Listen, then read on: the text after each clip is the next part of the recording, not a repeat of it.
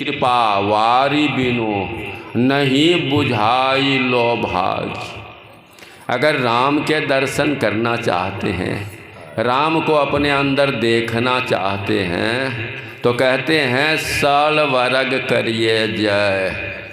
ये जो सट विकार हैं, 6 विकार हैं अंतर के, उनको जय करने के लिए कहते हैं, अर्थात उस पर जय विजय प्राप्त करने कहते हैं।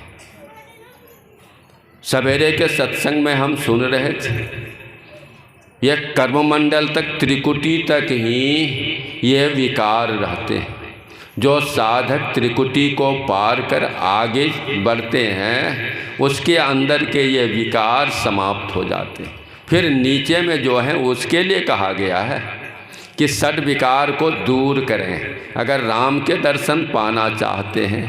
दूसरी पंक्ति में लिखा कि बिना राम की कृपा के ये सट विकार जो हैं, ये लोभ रूपी जो आग है वो नहीं बुझती। जब उनकी कृपा होती है तो ये आग बुझती है।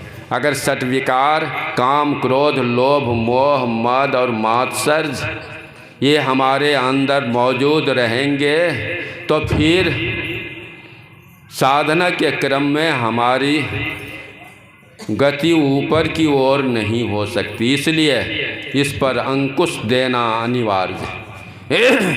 अभी पाठ के क्रम में हम लोग भगवान राम की वाणी सुन रहे थे। पूज्य स्वामी भगीरथ जी महाराज के प्रवचन में मैंने पढ़ा कि राम जी अपना अंतिम उपदेश दिए। शरीर छोड़ने के पूर्व बहुत लोगों ने उपदेश किया है, तो ये उनका अंतिम उपदेश था। इसके बाद उन्होंने जल समाधि ले ली। जैसे हमारे बाबा देवी साहब ने कहने की कृपा की थी, जब शिष्यों ने उनसे पूछा कि आप तो जा रहे हैं, हम लोग क्या करें, तो उन्होंने कहा कि दुनिया वहम है, अभ्यास करो। दुनिया जो है, वहम का मतलब होता है, क्या होता वहम का? हाँ, भ्रम। हाँ, उर्दू शब्द है। दुनिया भ्रम है, अभ्यास करें। गुरु महाराज प्रत्यक्ष तो कुछ बोले नहीं, लेकिन गुनगुनाते रहे जिस दिन शरीर छोड़े थे। सुखी रत कर ले नाम सुमर ले, को जाने कल की जगत में खबर नहीं पड़ती। इस भजन को गुनगुनाते हुए शरीर छोड़ा उन्होंने। भगवान राम ने अपनी सारी प्रजा को बुलाया, गुरजन पुरजन विद्वज्जन सब आए उस समाज में। तब जब देखा भगवान राम सब आकर बैठ गए अपनी अपनी जगह, तो भगवान राम खड़ा होते हैं और हाथ जोड़कर उनसे कहते, उन लोगों से कि सुनहु सकल पुरजन मम बानी, कहु न कछु ममता उरानी। नहीं अनीति नहीं कछु प्रभुताई, कहु करहु जो तुम ही सुहाई। सोही प्रियतम मम सेवक सोई, मम अनुशासन माने जोई। सारे नगरवासियों को उससे कह रहे हैं, कह पुरवासियों मेरे वचनों को सुनिए, वाणी को सुनिए। कहूँ न कछु ममता उरानी, मैं आप लोगों के प्रति कोई ममता लाकर नहीं कहता। संस्कृत में मम और माम 2 शब्द हैं, दोनों का अर्थ होता है मेरा, मेरी, मेरे। तो मेरा, मेरी, मेरे के संबंध जिनसे है, उनसे सांसारिक लोगों की ममता होती है। जैसे कहते हैं मेरा मकान है, मेरी दुकान है, मेरे पिताजी हैं, मेरी माताजी है, मेरी पत्नी है, मेरे बच्चे हैं, मेरी ज़मीन है। मेरा मेरी का संबंध जहाँ तक है उससे ममता हो जाती है। जो संत होते हैं वे निर्मम होते हैं, ममता रहित होते हैं। तो संत भगवंत अंतर निरंतर नहीं किमपि, मति विमल कह दास तुलसी। संत और भगवंत में कोई अंतर नहीं होता। इसलिए उन लोगों से कह रहे हैं आपके प्रति कोई ममता लाकर मैं नहीं कहता। और उसके बाद ये प्रभुताई भी नहीं कि मैं राजा हूँ, मैं जो कहूँगा वो आपको मानना ही पड़ेगा। ये भी प्रभुत्व का प्रदर्शन आपके सामने नहीं करता। मैं कह रहा हूँ, अगर आपको अच्छा लगे तो कीजिए। लेकिन पिछली चौपाई में उन्होंने शर्त रख दिया कि सोई सेवक मम प्रियतम सोई, मम अनुशासन माने जोई। मेरा वही प्रियतम है, प्यारा है, वही मेरा सेवक है जो मेरे अनुशासन को माने। और कहना शुरू किया कि बड़े भाग मानुष तन पावा, असुर दुर्लभ सदग्रंथ ही गावा। बड़े भाग से मनुष्य का शरीर मिला है, यह देवताओं को भी दुर्लभ है, ऐसा सदग्रंथ कहते हैं। तो ये बड़भागी शरीर कब होता है? हम देखते हैं पेड़ के नीचे बैठे हैं, कुष्ठ रोग से गलित हैं और दे दे राम दिला दे राम कह रहे हैं, क्या वे भी बड़भागी हैं?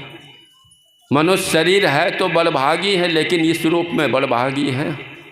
नहीं बड़भागी हैं वे। मनुष्य बड़भागी कब होता है? जब वह सबसे पहले सत्संग करना शुरू करता है। भगवान राम कहते हैं कि बड़े भाग पाइए सत्संगा। जो सत्संग करते हैं, सत्संग में आते हैं, सत्संग की वचनों को सुनते हैं, उसके अनुसार आचरण करते हैं, वे बड़भागी हैं।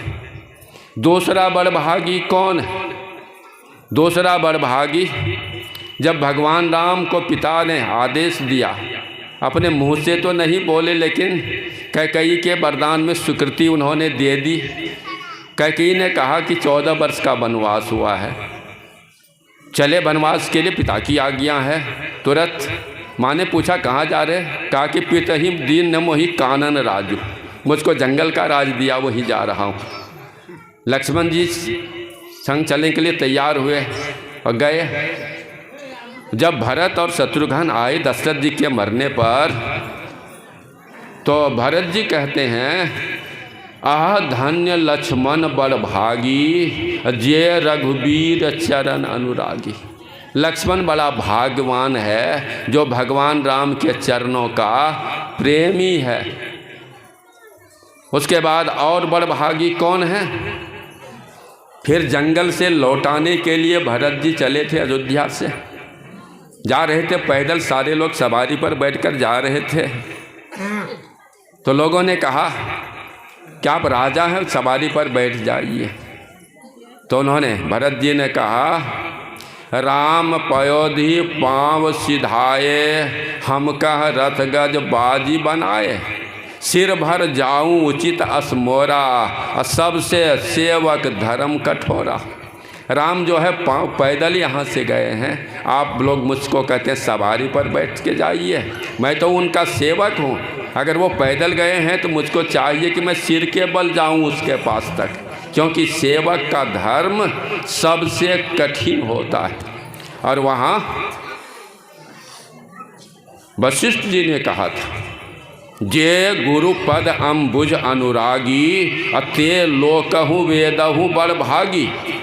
जो गुरु के चरण कमलों के प्रेमी होते हैं, गुरु के वचनों पर विश्वास करते हैं और गुरु की आज्ञा का पालन करते हैं, वे बड़भागी। जिन्होंने गुरु धारण किया है उनको भजन की विधि बतला दी गई है। पहले 3 तरह का भजन करने के लिए मानस जप, मानस ध्यान और दृष्टि योग की साधना के लिए बतलाई गई है।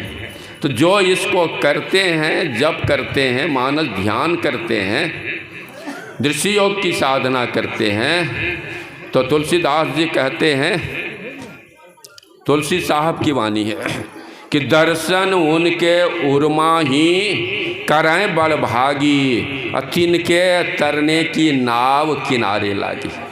उसका पद शुरू से इस तरह से है, पिया दरस दीदार बिना दर्द दुख भारी, बिन सतगुरु के दृग जीवन संसारी।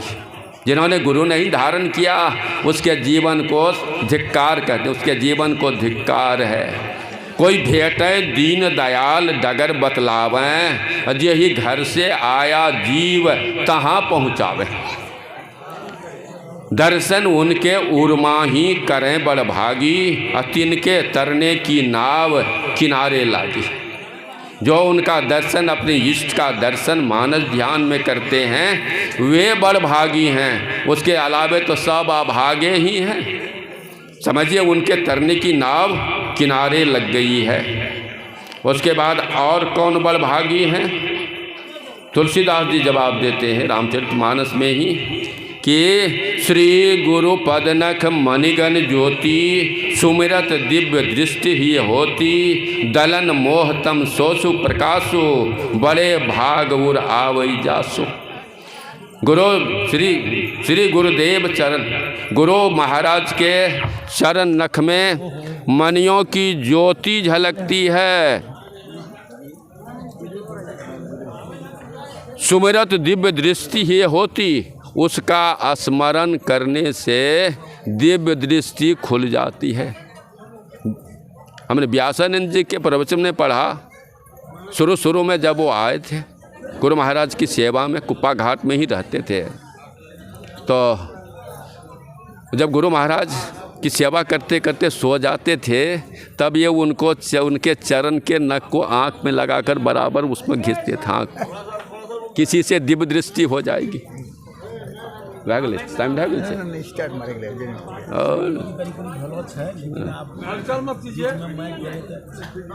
जाने दीजिए, क्या हर्जा है, बोल देंगे इससे, उधर नहीं सुन पाएगा।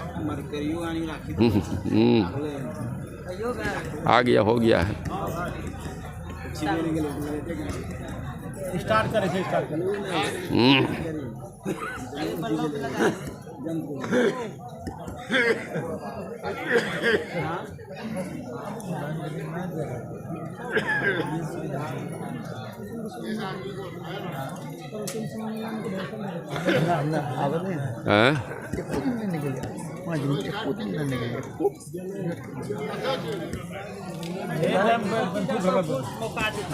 क्या हुआ?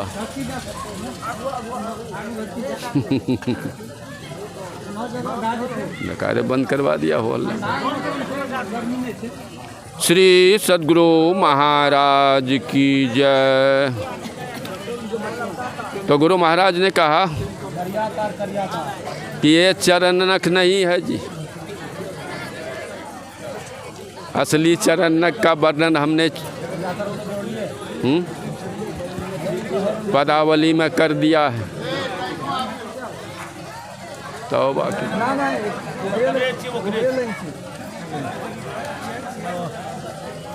मुंडे मती भिन्ना हो गया।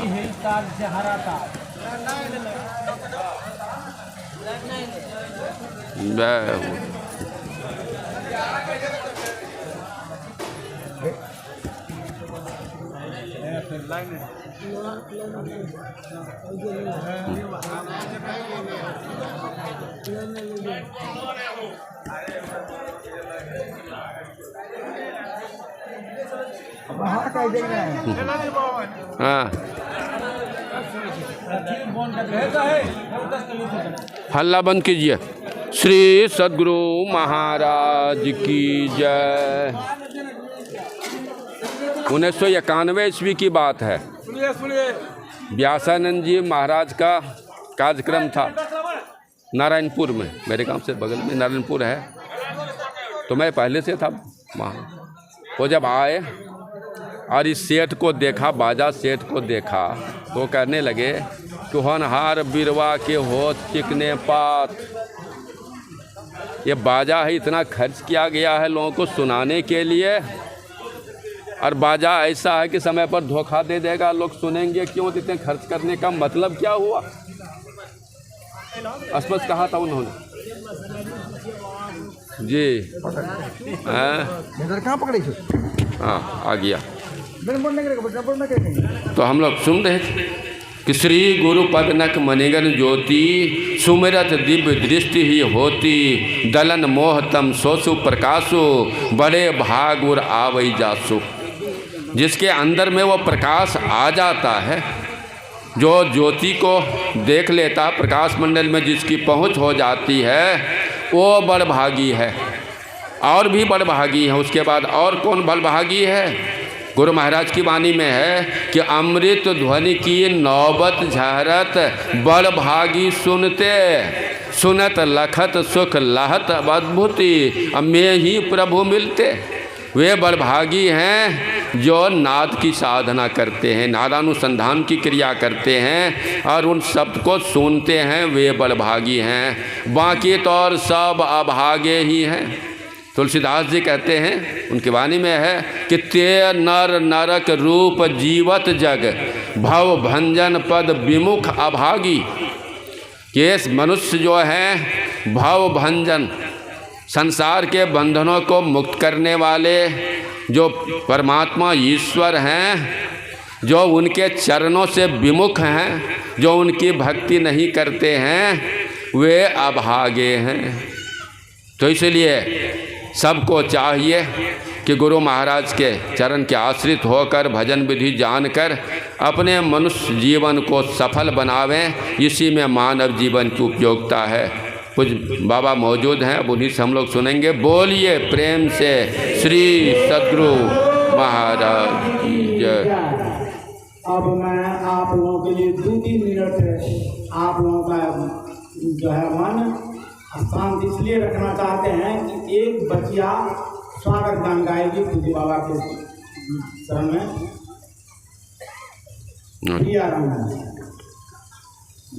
खोल के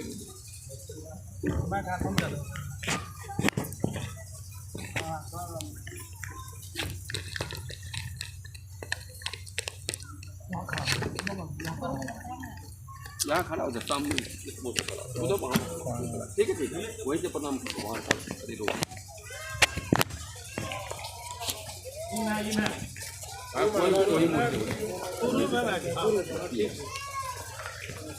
श्री सद्गुरु महाराज